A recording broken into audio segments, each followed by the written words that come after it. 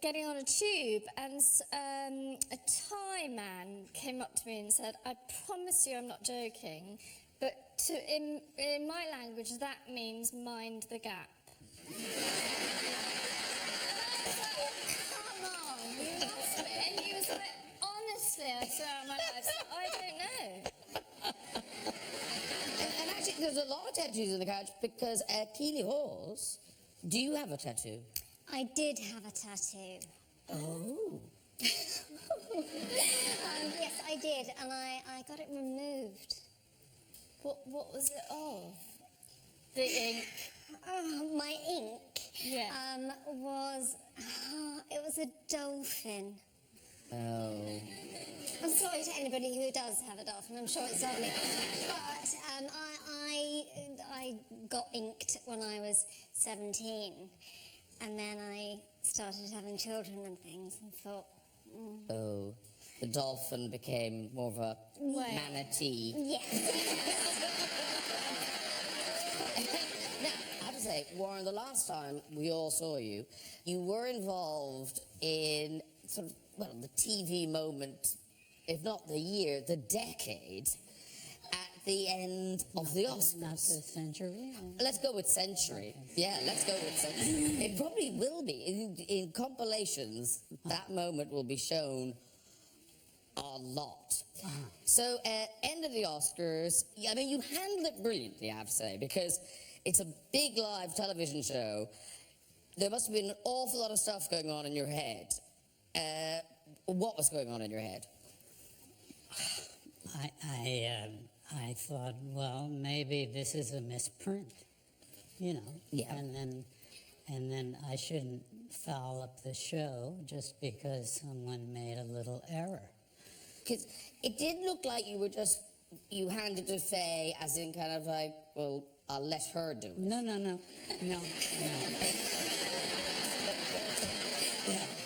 My instructions were take the envelope when I walked out.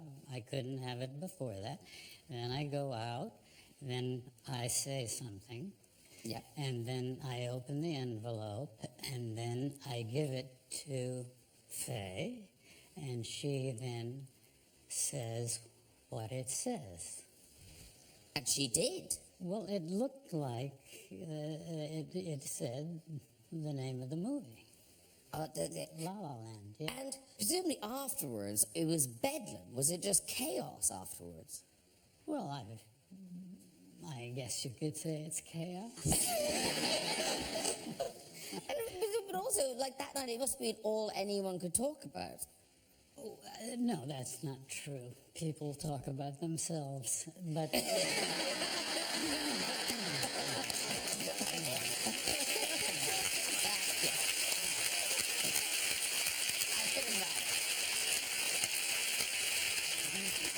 Ladies and gentlemen, Warren Beatty is here to talk about his new film, Rules Don't Apply. It's out on the 21st of April.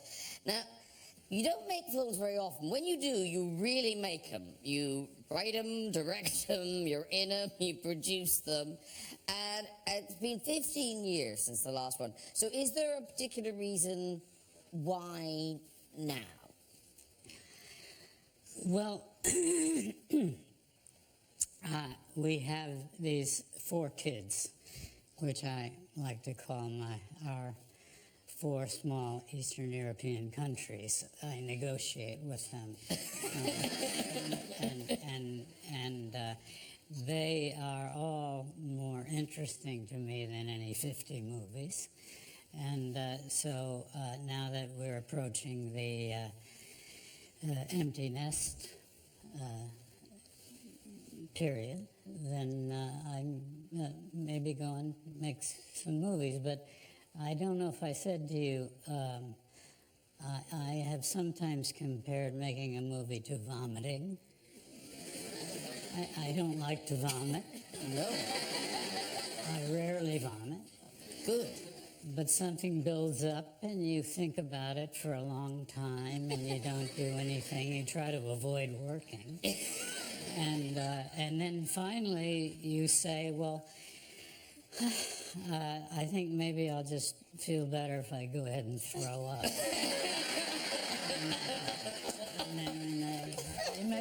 Lovely.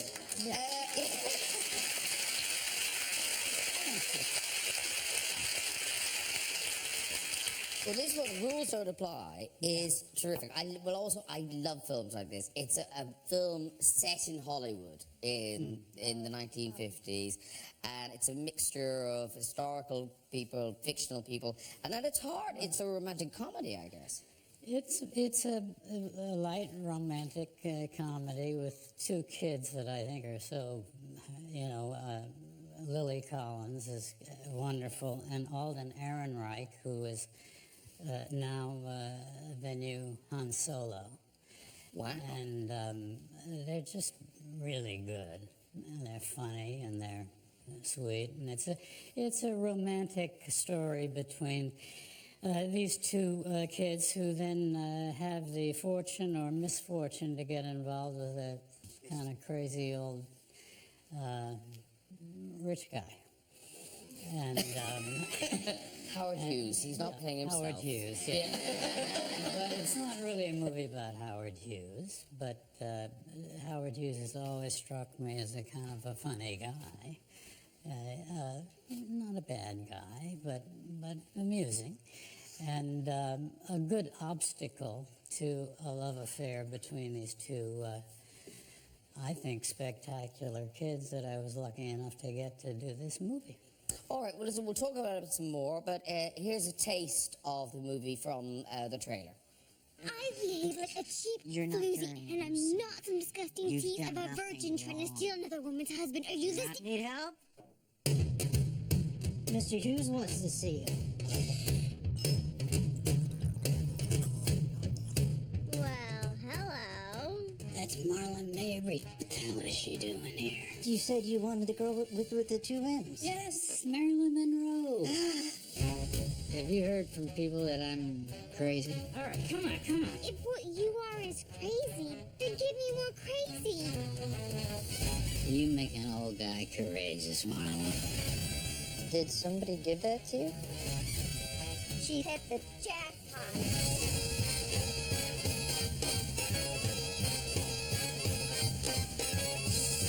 You ain't seen nothing yet.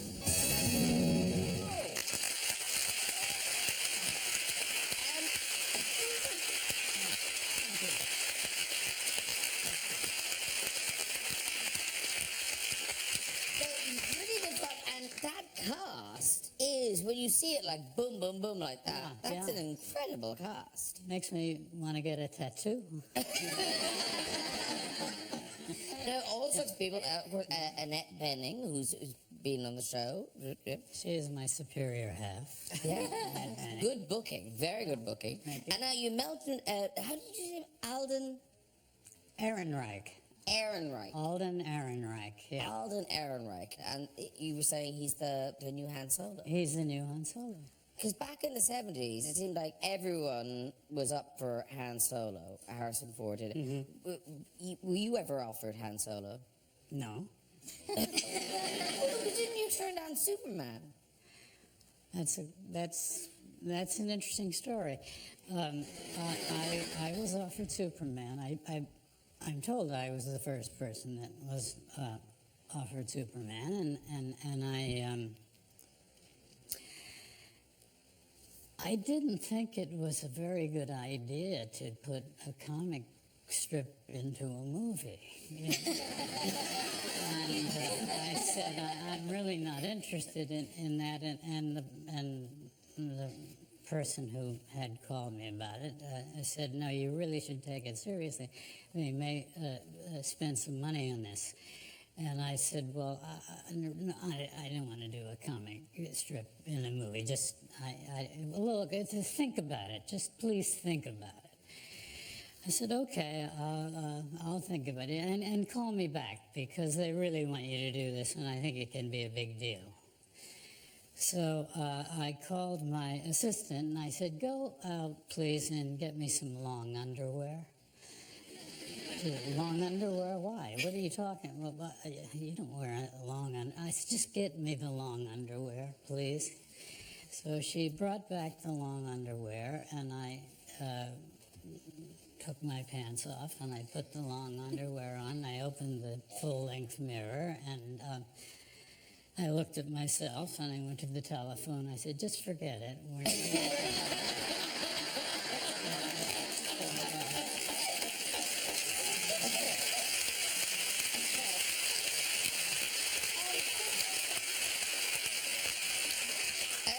Warren, so many things have been written about you. So many facts, interesting facts that we don't examine have been thrown out. So I know you don't like talking about this. You don't like. So I'm just going to read them out, and we'll just try and read your expression to see if you're confirming or denying them.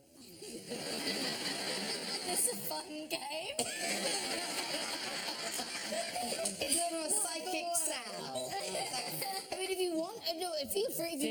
Feel free. If you want to confirm or deny them, okay. Yeah. Okay, here we go. You used to wash your hair every day with a 6-pack of beer. He's denying that. Okay. That was my one. Yeah, I did that all the time. Like, you only need no one has that much hair. Like, one can, do you? A 6-pack seems excessive. You and Jack Nicholson had your own secret passageway into the Playboy Mansion.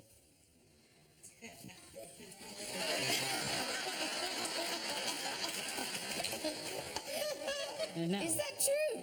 Well, I think the story was printed that there was a tunnel going from Jack's house, which is near my house, all the way over to Hefner's house, which would probably have cost in the neighborhood of $1 billion. So, no, that is not true. Okay. Was it worth it? You've lost the Oscar you won for Best Director for Reds. That is a lie. Okay, you know where it is. Yeah. I'm not asking. I just want to know. Okay. You photoshopped the Heaven Can Wait poster to make your crotch look larger.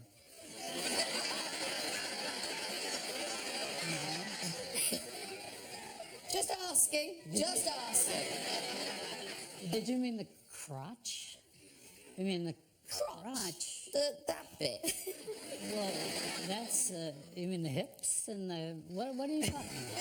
I would say that area. Sort of in between that hip and that hip, below your belly button and before the space between your legs. Yeah. No. Oh, you didn't. You didn't. Okay. I like how specific you were. Well, I think you're speaking about what is in the crotch. Oh, no. Well, I don't know. Did you do that? No. You never touched your crotch. You never touched I it. never touched the crotch. Oh, no, this is the famous one. Yeah. So, Carly Simon wrote the song You're So Vain About You. How would I know? But as she said? I don't know. No. I don't know. I don't know. Okay. And then the famous one that's been is that I don't know who did this. I like that someone studied maths, and this is what they used their mathematics degree for. That they calculated that you've bedded 13,000 women. Oh, he's just leaving that one.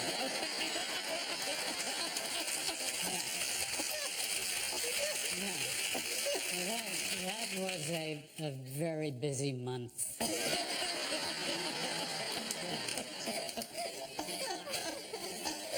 You would have to live a long time to be able to do that, and there's... Well, hello. Yeah. And nobody twice, and quite a number of people every day. But these numbers, the answer to your question is no. Okay. I like that you've thought it through. Is that possible? Yeah. No, it's not. I've been around for so long, and I've had so many things invented about me that I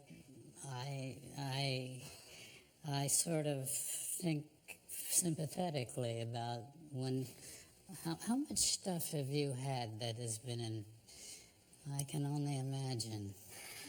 'Cause Miranda, you had a weird one. Yeah, it was sort of so unshow busy and kind of strange. It was that Heather Small had given me a dog, a Scotty dog called Gary. Not true? Not true. Gary played my love interest in the sitcom that I wrote, and so it was just like I rather wanted more sort of glamorous, weird. You are 25 to 1 to be the next Doctor Who. Oh really? Yes. Oh wow! There Yeah. you go. Peter.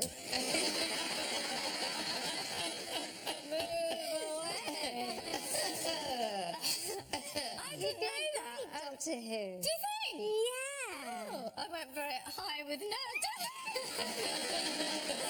Yes, I will do it! Do you think I'd morph into? Have you done the morph yet?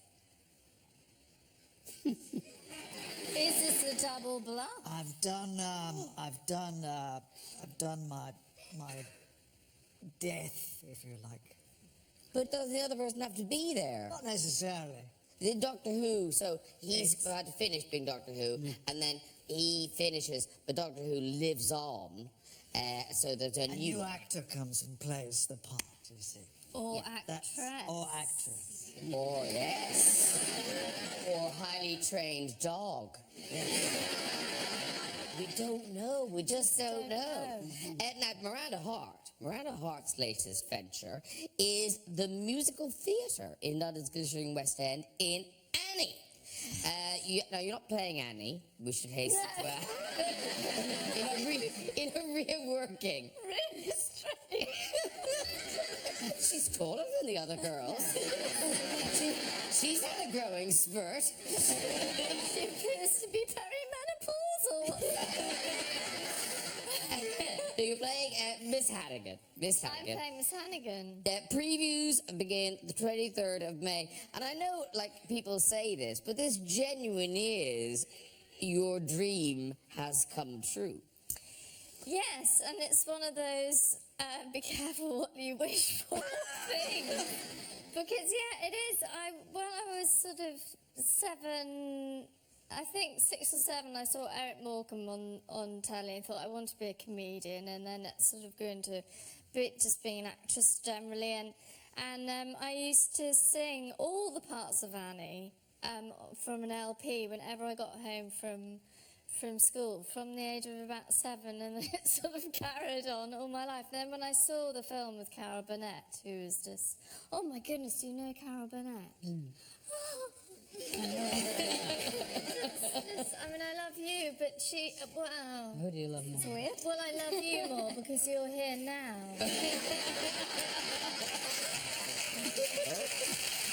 Yes. 13,001.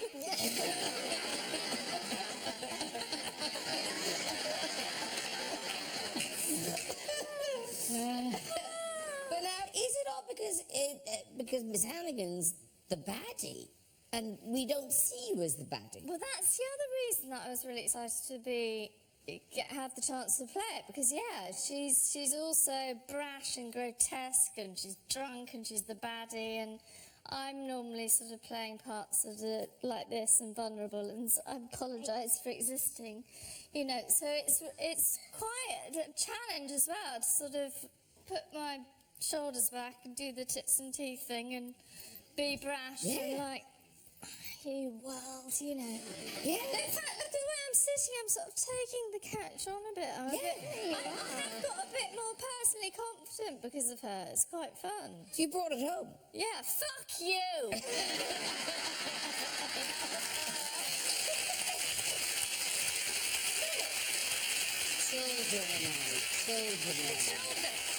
Children in Annie. Please bring your families along. Please do.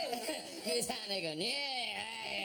But so learning the American accent's really interesting because one of the first things I was told is that American, you just sort of keep speaking to the end of the sentence and you will just keep talking culturally until someone butts in because you've got a bit more confidence and you're excited and you're optimistic and you'll just keep talking like that.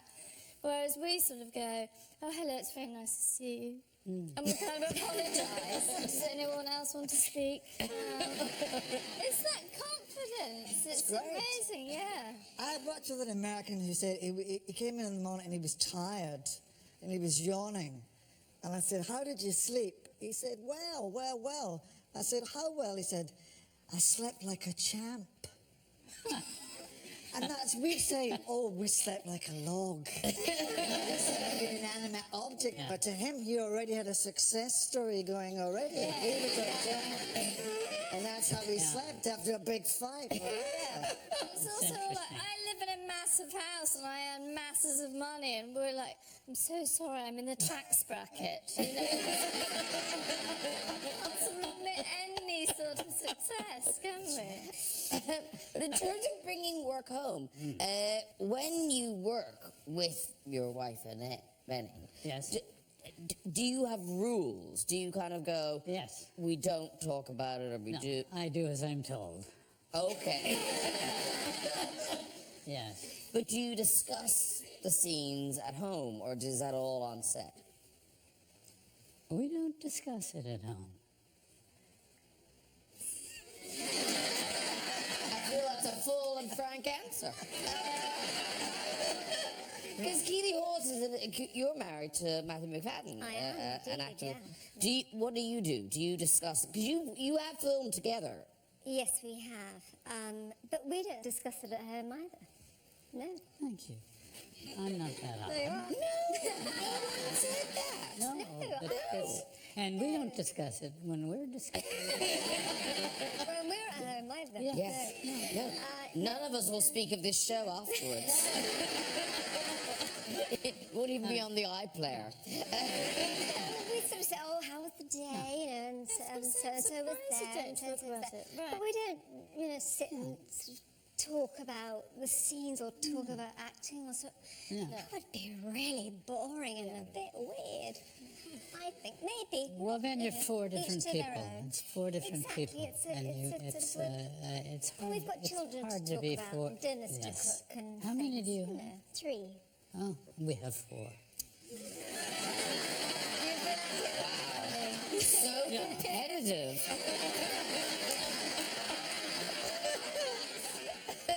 Now, Keeley Hawes, she's returning to our TV screens next Sunday at 8 o'clock on ITV with the second series of The Durrells. And congratulations, because the first series, big hit. Yes, very nice too. Thank Yes. No, because it was the biggest new drama ITV had, I think. you. Something like that. Yeah, yes. there are statistics. There are. You should know them. Which I have forgotten. But yes, Yeah. yes, it was a big hit. People really seem to love it. And it's fantastic. congratulations, because you've got a BAFTA nomination for Best Drama. Yes, very nice. Yeah. Thank you. And no offence to actors, but actors do often make their job sound slightly harder than they are. But you are very frank about this. You basically describe it's like a holiday. You go to Corfu and have a lovely It's time. gorgeous, and the people are so lovely, and I'm so lucky with the wonderful cast. And often you say that and might not mean it. But I hand on my heart, all of the kids, and they're such great actors. People always say, what's it like working with so many kids? 3 of them are in their 20s. They're not kids. They just do such a great job. So yes, it's very exciting. Well, we've got a clip. This is you and your children on Corfu from, I think, this Sunday's episode, where you're trying to think of ways to make money. Obviously, very practical. Yes. Urgently need money. Come on, everyone, ideas. We form a family music band and go on tour. Having learn to play instruments. I wouldn't normally say this, but you two girls need to marry well. Quickly. I may once have agreed with you, but now I find that offensive. Well done, Margot. Unless he's really gorgeous. Let's kill Aunt Hermione for the inheritance. All right, I'll hold her down. Oh my God, you're not joking. Right, thank you everyone for your superb ideas.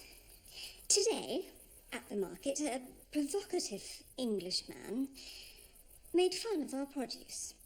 And he was quite right. Let's do it properly. Let's sell our vegetables and grow more.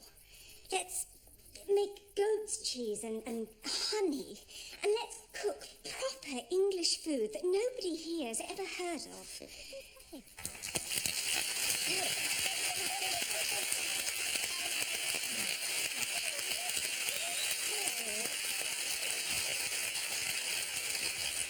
They have upped the number of animals in this one. They have, I'd say they doubled it.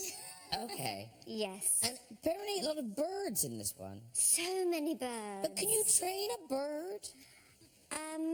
You can.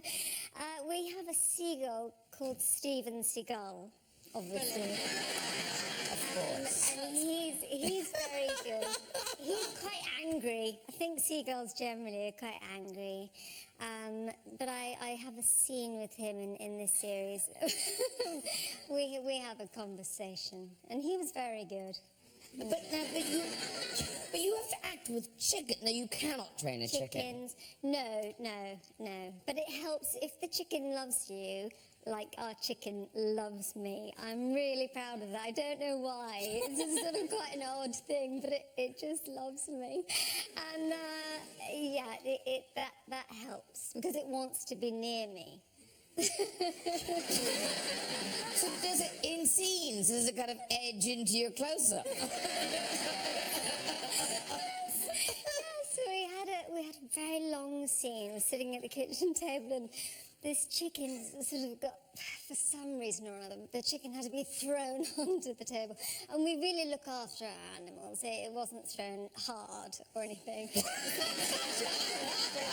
was chased with a soft shoe. And it sort of walked along, and I'm not sure how they've edited it, but it sort of walked along, and it does a lot of this. And then it did a bit of this, and then sort of just stood like this, and wouldn't go away. So then I just sort of sit now like that with the chicken. No, doing Can you stroke a chicken that's chicken? fab- Can you cuddle a yeah. Oh, chicken? yeah, you can really cuddle a can you? chicken. Well, this one. Yes. Yeah. And you can roast them.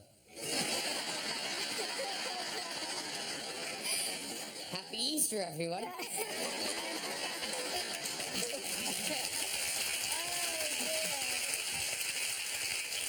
Now, obviously, filming can be hard work, but what you do, Warren, is this idea of writing it, directing it, producing it, starring in the film. And I just wondered, as a young actor, you know, you were... He was going to ask me about affairs with animals. Yeah. Yes. So, in addition to the 13,000 women, let's move into the animal kingdom. Yes. Because you were a successful actor, and presumably there was just an invitation to have a lovely life being a successful actor. How did you get the confidence? Like, do you look back and kind of think, how was I confident enough to say, I will produce this film, I will be in charge? I don't think you ever have confidence. You just think, well, let's try it. And but I would say that from the beginning, I had an inclination to be a control freak, if that's what you mean. I wanted to, put the thing together, but that really from the beginning. Wow. But, and also, I suppose the thing is, it worked. If it hadn't worked, then we wouldn't even be talking about this. Yeah. Well, no, it would be limited. Because this is extraordinary, and no one else has done this. 2 films, Heaven Can Wait and Reds. You were Oscar nominated 4 times for each film. Oscar nominated as the producer, the director, the writer, and the star. No one else has done that, have they? Orson Welles did it once. But you did it twice. Yeah! Take that, Orson. Yeah. Yeah. I'm not done. We're not done. You can do it a 3rd time.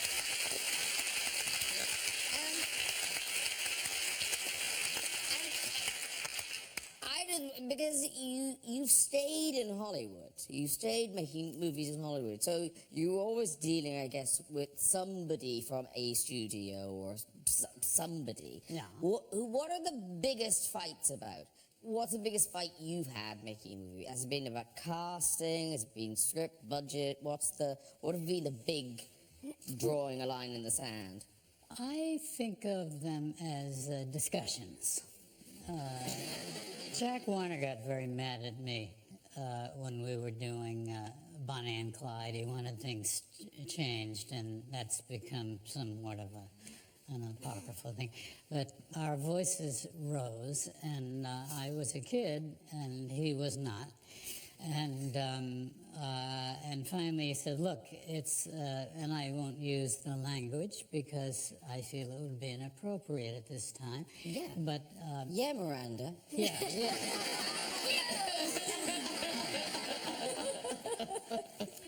Okay, then he said, it's my fucking name on the water tower. I took a deep breath. He had said it was his name on the water tower. I walked to the window, and I looked out, and I said, no, it's my initials. He said, all right, do whatever you want.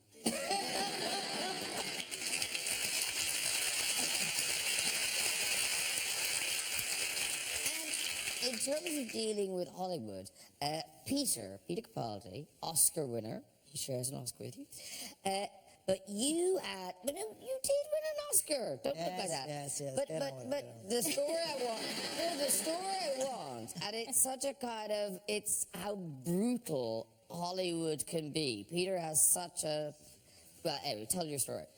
I won an Oscar for directing a short film. I didn't know you could win Oscars for short films, but there you are, that happened. Very exciting, went to Hollywood, marvelous, wonderful. And I sold a script to a company called Miramax, who were very famous. And they let me, I came back home to Britain, I worked on the script, and they were paying me, and it was lovely. I mean, I bought my house and all that stuff. And we did it over the phone and stuff like that. Yeah. And they said, okay, we're gonna make this movie. So they booked me on a flight to New York, and I was going to fly over and start discussions about it. I got on the flight, got to the hotel, a big dream car outside, got into the car, and the driver was a lovely guy. I can't remember, he was called Ralph. And he said to me, what are you doing here? And I said, well, I'm just going down to begin work on my movie. We're going to start talking about casting, probably, and pre-production. He said, great. And he said, I have to take you down to the office. I said, yeah. And he said, then I have to wait for you. And I said, no, so you probably don't have to wait, because we're probably going to go for a meal and have some champagne and stuff. He said, no, I've been told to wait. Oh. All right, okay. So, but I still think I'm a big shot by this time. So I gave him a big tip. I said, you have that, Ralph. Thanks very much. You can wait if you like, but we're going to be a while, probably. And I go into the offices and meet the guy who's in charge, Bob, who basically says, we ain't going to do this. It's over.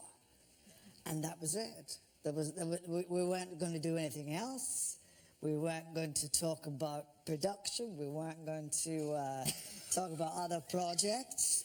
It was just over. There was the door, but your driver's waiting. And I got into the car, and I was sort of in shock. I didn't know what to do, because I had no money. I spent all my money. I had no career as an actor because that was over, because I decided to be a director. And I was laughing. I said, it's over. Ralph was saying to me, what's happened to you? I said, I was going to make a movie, and now I'm not going to make a movie, and I've got no money, I've got no career, I've got nothing. And we got out of the car, and he gave me my tip back.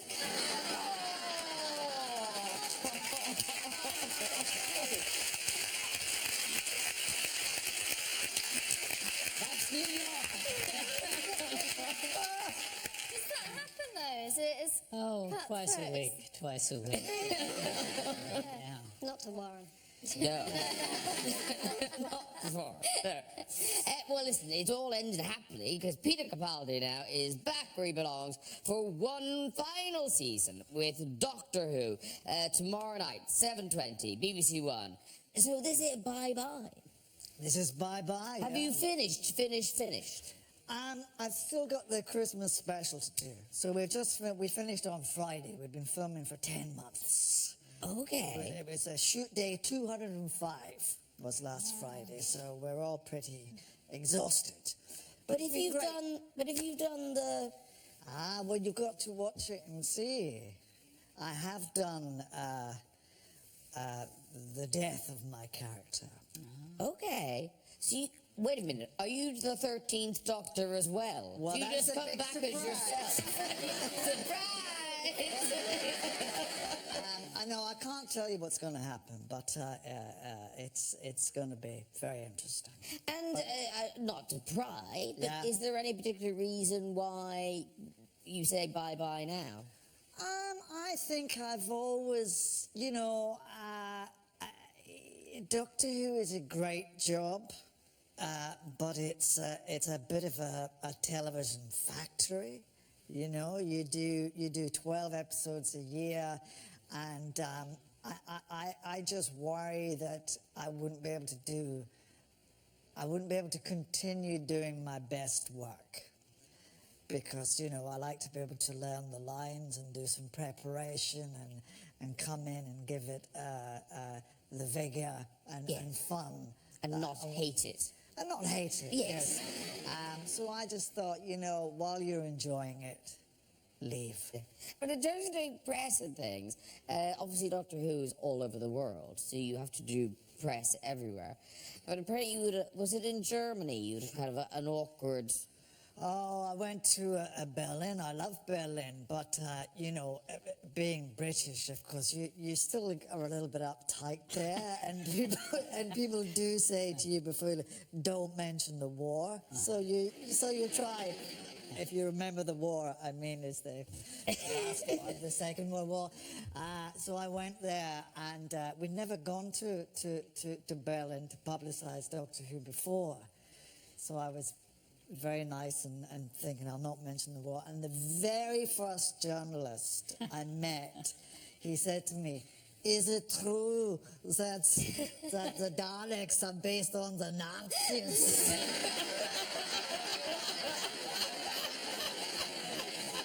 And I thought, what do I say? Will I offend the Nazis if I say yes? They are to hell with them. Yes, of course they were based on the Nazis.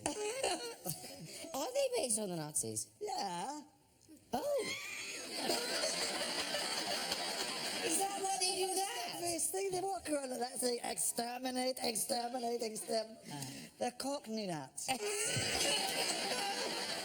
There are a few of those. Well, let's enjoy a moment from tomorrow's opening episode.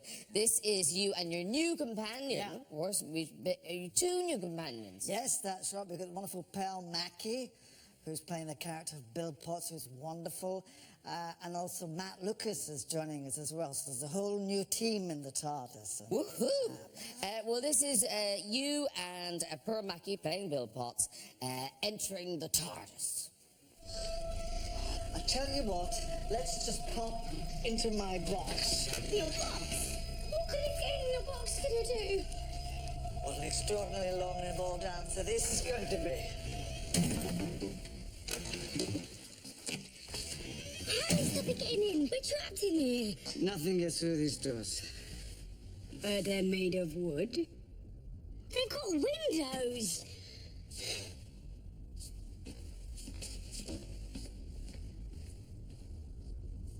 Look, this is all mad, I know, but that's the girl I told you about. Heather? Only I don't think it's really her. No, this is hard to believe. I know you're not exactly a sci-fi person. Time and relative dimension in space. TARDIS for short. Never do that! Never do that! Okay!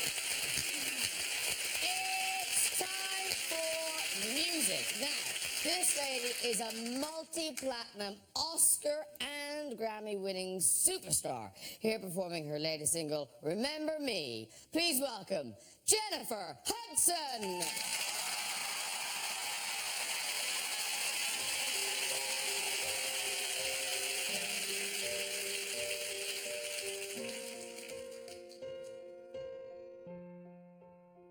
There you are, yeah, you found me,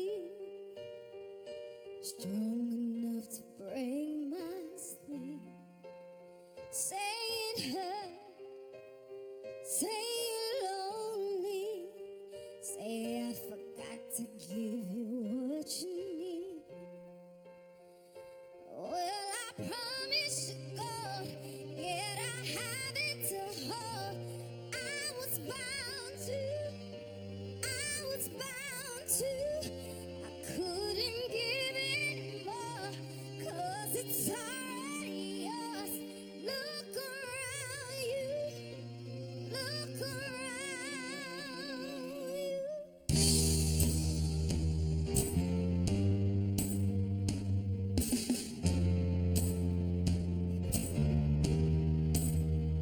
So do you remember me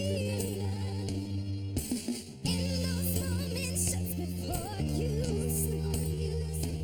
I know you remember me. Swear to me the memory says promise me that it doesn't make your heart beat. Oh, doesn't make your heart beat. Well, I know you know me.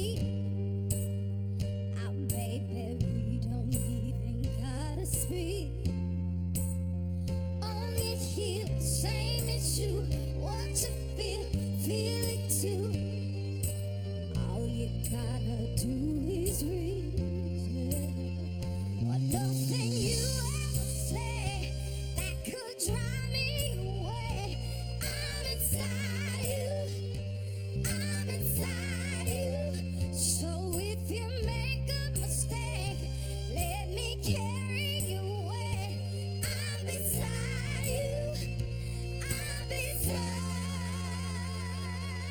you. So do you remember me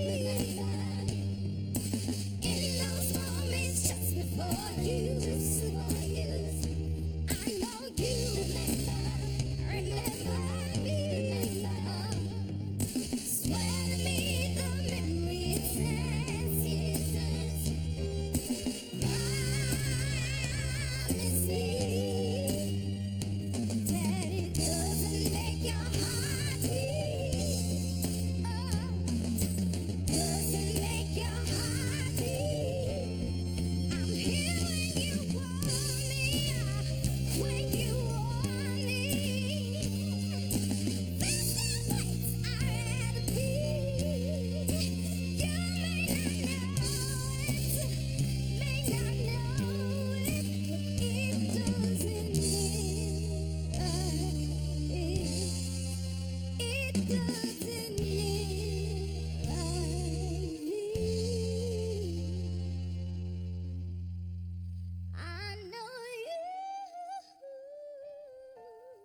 remember me in those moments just before you. I know you remember me now. Swear to me, swear to me.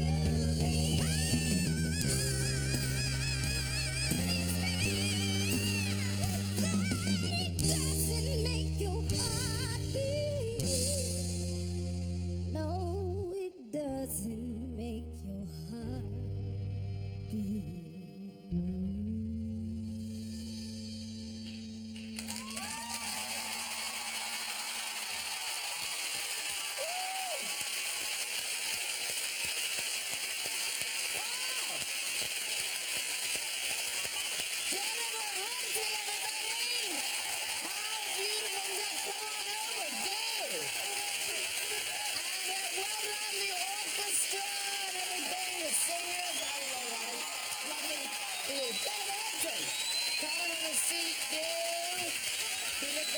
Miranda, Hart, Keeley, Hawes, Warren, Beatty. All here for you. Mom. Okay. Thank you so much. Love it. Okay.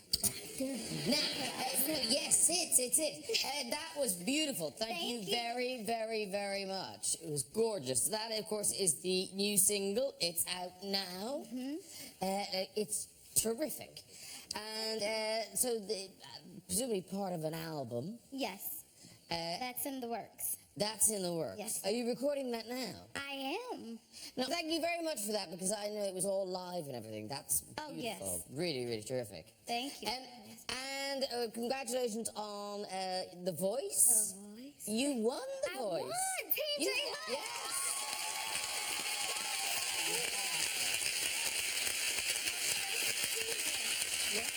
It's my first season too. First season, you're the first ever female judge winner. To actually win. Yes. So, yeah, I still can't believe it. So will you be back next year? I want to be back next year. If you guys are happy back. Oh, yeah. Yeah. Yes. We love you. Thank you. Thank Oh, you. actually, no, before you came up, Peter Capaldi was saying he was a big fan of you on The Voice. Yeah, Thank you. absolutely. And the voice I absolutely love. Thank Elise, you. and you were so kind to people. Thank you. And also you're such a huge talent. Wow. And also to be able to have those youngsters there who are so gifted. Very and gifted. To have a person like yourself Thank you. teach them and help them is wonderful. Wonderful to see. Thank you. And also because you were through that whole grueling process because of American Idol and everything. But this is so. What's the story about you entering a singing competition? Well, see, first of all, I started out singing in contests. So me and my assistant, who's still my assistant to this day, as kids, we would go and like win all the talent shows, and we would split the money, and he would get 10%. So not too long ago, we decided to try a hand at it again, and we were in Florida. And we went to this like random bowling alley, and they so happened to have like a karaoke contest. And I was like, oh, I'm finna enter this contest and see if I can still win. And I actually won, and they were so excited. They were like, and they didn't know I was Jennifer Hudson. And they was like, you just won $75. I was like, I won $75. And they said, come back next week. It'll be even more money. I was like, I will be back. I sure will.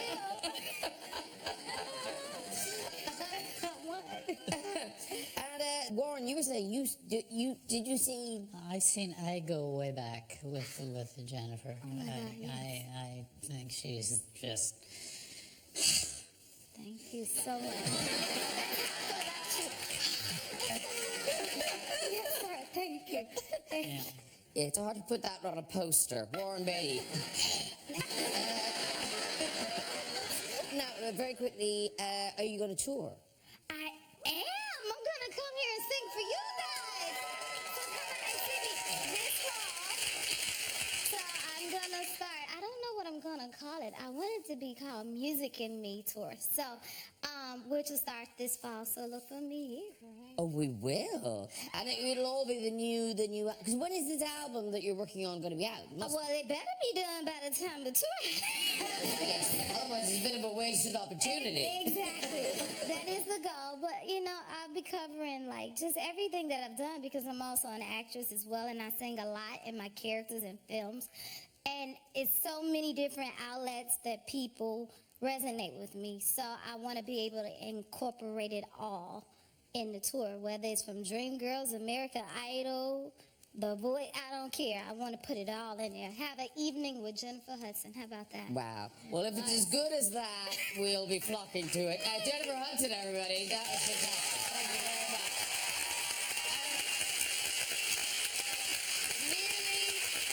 Nearly done, but before we go, of course, we do have time for a very quick visit to the big red chair. Who's there? Uh-oh. Hello. Uh-oh. You, sir. Yes. Good. Hello. Right. High hopes I don't have. What's your name, sir? David. David, lovely. And where are you from, David? Australia. Do you live here now? Yes, I do. I live in Surrey. You live in Surrey, lovely part of the world. And what do you do in Surrey, David? I design and build exhibitions. So I'm an exhibitionist, really.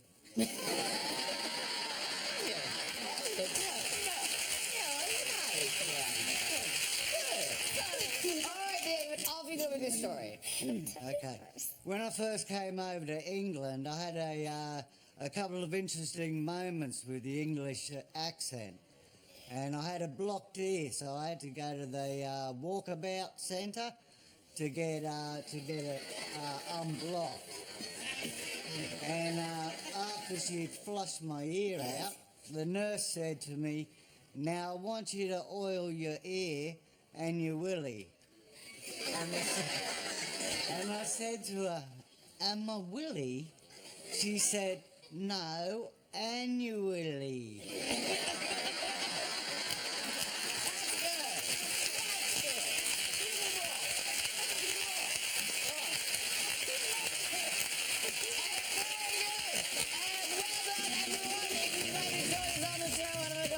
You can contact us via our website at this very address. And that is it for tonight. So please say a big thank you to my guest, Jennifer Hudson, everybody.